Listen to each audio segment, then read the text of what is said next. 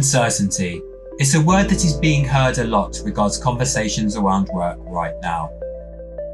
With many details still being argued about, what working structures deliver for both businesses and people, should work be completely flexible, should companies up pay to attract talent or upskill in-house, it creates a big picture that is overwhelmingly unsure.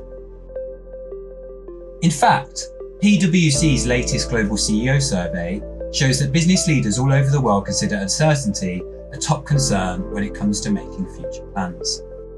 And, amongst other things, with a looming climate catastrophe, only 40% feel prepared for what will be an uncertain and much changed future. So, while CEOs might be concerned with a hard-to-predict macro outlook, which isn't to say HR isn't, the people function might also be thinking about what does all this uncertainty mean for their usual people-centric role. Well, as Deloitte's latest Human Capital Trends report states, the employer-employee relationship changed drastically during the pandemic, so part of the role of the people function could be to double down on being stewards of this change dynamic.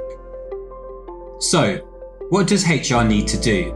With a 2021 version of Deloitte's study highlighting that workers increasingly demand purpose from their employers, could it be, as Lee Lefevre-Ayer, HR Director UK and Ireland at Enterprise Holding describes, that HR helps chart this uncertainty by working with employees to create a more certain, goal-oriented future?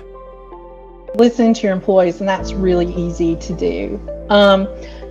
We held some great listening sessions after George Floyd last year, and we learned so much that we were actually able to action pretty quickly. But be quiet and listen. We need to create conversations and opportunities for our employees to have these conversations internally, or use some research tools like, most everybody does an engagement survey. Ask a question or participate in external surveys like Race at Work, where you can actually get, feedback on your own organization. HR could also champion putting its arm around their people to check how they're doing and instilling this ethos in other managers.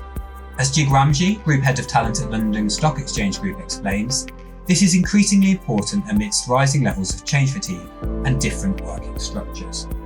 I think as we move into what, let's call it the new normal, I think we all have to find ways of creating that informality in the different ways that we work. Do the ad hoc phone calls.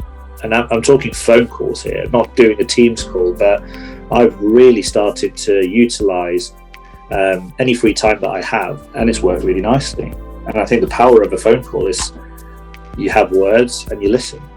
Ramji's comments dovetail with something that Tim Baker, partner Global People and Culture Practice at Wilton & Bain, recognised during the uncertainty of the pandemic. That human interaction is crucial to driving psychological security in the workforce, and thus an important factor in business. Human interaction is important, and I don't think should be lost. Most of the time, if you think of the best companies that you work for, you were interested in the work. Of course you were. It had a great culture, but it's typically through the lens of people you worked with.